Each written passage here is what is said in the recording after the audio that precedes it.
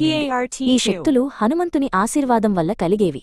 ఇది కేవలం పరాక్రమం కాదు, బాధ్యత కూడా అని ఆమె గొణుక్కుంది. అంజన్ తన శక్తిని ఉపయోగించి రహస్యంగా దుర్జయుడి పనులను ఆపడానికి ప్రయత్నించాడు. అతను రాళ్లను తరలించాడు, యంత్రాలను నెట్టాడు. కాని అమ్మమ్మ అతన్ని చూసింది. అంజన్, నీలో మార్పు నాకు తెలుసు. నువ్వు ఆశీర్వదించబడ్డావు, కాని గొప్ప శక్తి అంటే గొప్ప బాధ్యత, కేవలం అల్లరికోసం కాదు అని హెచ్చరించింది.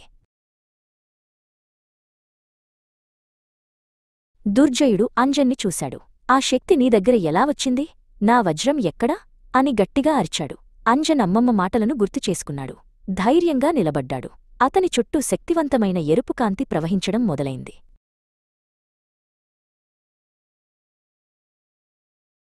అంజన్ ఒక్కసారిగా గాలిలోకి ఎగిరి తన కొత్త వేగాన్ని, శక్తిని ఉపయోగించి దుర్జయుడి యంత్రాలను ధ్వంసం చేశాడు. దుర్జయుడు భయపడి పారిపోయాడు. కేసరపురం సురక్షితమైంది. అంజన్ ఇప్పుడు కేవలం అల్లరిపిల్లాడు కాదు, అతను హనుమంతుని పరాక్రమంతో కేసరపురం యొక్క కొత్త మరియు నిజమైన రక్షకుడు.